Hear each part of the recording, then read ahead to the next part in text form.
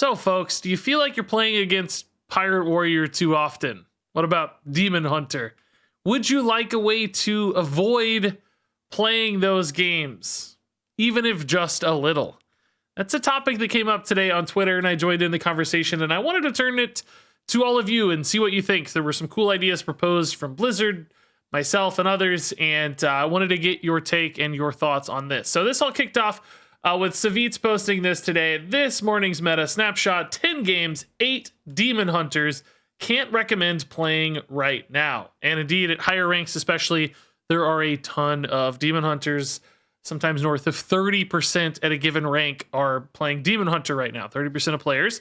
Of course, at lower ranks, often that'll be things like Pirate Warrior. Quest Warrior has been super popular at lower ranks. Some of you may feel like Mech Mage is everywhere. Kind of depends on where you're at.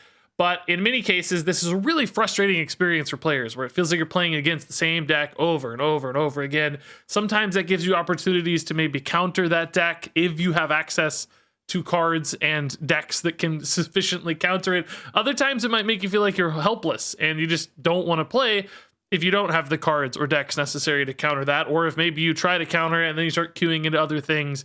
It can create these frustrating experience loops. So Savitz went on to say that, yeah, obviously a small sample size, not an accurate representation, etc. He had a few people contesting, this is your personal experience, this is a small sample size, and of course, getting, say 5 to 8 games in a row is pretty darn unlikely. But I don't think that's a fair criticism, which is why I responded here, as you're about to see. Because people, individuals, the guy holding his phone playing Hearthstone on the toilet, he does not experience the game as a data set. He doesn't get to see that, yes, he had an unlucky streak, but the next, 100 games might not have been that. He doesn't see things regressing to the mean. He doesn't see the entire player base's experience.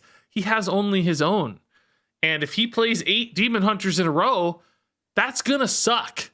So here I say, anyone citing small sample size against you to counter Savitz's points doesn't really understand that people experience games as individuals, not as data sets. When these bad experiences happen to an everyday player, somebody unlike, say, a streamer who's gonna just be able to tank that and move on and keep doing fun stuff, they don't go to HS Replay and review the data first. They close the app and don't play it for a month. And I know that because many of you have shared that sentiment. You said, like, I'm so sick of Pirate Warriors, I just can't play right now. I'll come back when Pirate Warriors go away. Or maybe it's Demon Hunter for you. So I went on to suggest that these loops suck, where you're playing the same class over and over again, and preventing these loops is important to keep players plugged into the game. I don't think it'd be insane to put a pity timer of sorts on class matchups, and balance changes to prevent mega popular decks would also be fitting. So, keeping those 30% decks from being 30% popularity decks. If you move those down to 20% or 10%, obviously that can make a big difference. And in fact, I kind of wanted to see how big of a difference that would make. So I crunched some really rough, simple numbers, which is now right behind me using the power of YouTube. And this is a pretty simple little chart, but I thought it might help illustrate some of what we're seeing here. Now, these are made up numbers, totally speculative, but, guesstimates that, again, hopefully showcase the point, if not particularly accurate individually. So essentially here, what I'm trying to do is say, if a deck is 30% of the meta or 20% of the meta, what is the likelihood that you'll queue into that deck, say, 5 games in a row? So let's say Demon Hunter right now is 30% of the meta at higher ranks. How often are you going to queue into that 5 times in a row? Well, only 0.2% of the time. It's not 24%, that's 0.2%, which doesn't sound like a lot, right? That's pretty unlikely that you individually would experience the same deck 5 times in a row. But if you think about the entire player base, say 1 million players, I think that's a little high, but probably 500,000 to 1 million is a solid estimate for standard these days. That means 2,500 people almost are affected daily by this experience. So yes, you individually aren't that likely, but still 2,500 people out there are going to have this terrible moment where they play 5 straight Demon Hunters and get sick of the game. And I did a little imaginary number here. How many of those players might put down Hearthstone, either temporarily or maybe forever, because they keep queuing the same matchup in a row? I threw out 2%. I don't know. Who knows? That could be wildly incorrect in both directions as far as I'm concerned. But, people get frustrated. They put it down. It's a kind of the straw that broke the camel's back. It's an exit point for people perhaps to leave Hearthstone. If 2% of people leave after experiencing these 5 games in a row over the lifetime of Hearthstone, over the last 8 years, that would add up to 141,000 people who have quit the game because of this experience. Now, again, totally imaginary number, probably nowhere close to reality, but it's giving us an anchor point, right? If you lower the popularity of decks, you can see how dramatically this number falls off just by sacrificing 10%, which is still way overrepresented, by the way. On average, a deck would be 10% in a perfect world because there's 10 classes. Each would be about 10%. Honestly, decks could be even lower, but let's talk about classes for simplicity's sake.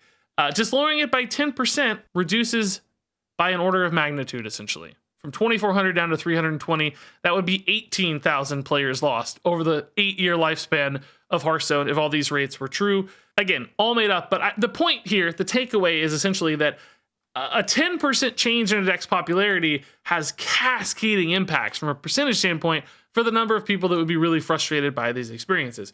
So in other words, balance, especially balance towards popularity, might have a very significant impact on the quality of life for players who get really frustrated by these queue scenarios where they keep running into the same thing over and over again. So moving back into this thread, Celestalon, Blizzard dev here, suggests that this is not currently an avoidable problem, that, you know, enough players, you're going to have those instances. Like I said, even with a perfect 10%, there's still a few people that would be impacted.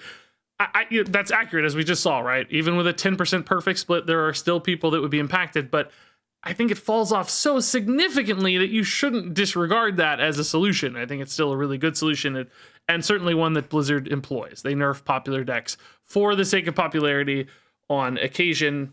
Frankly, probably Pirate Warrior got a nerf most recently for that, although still very popular.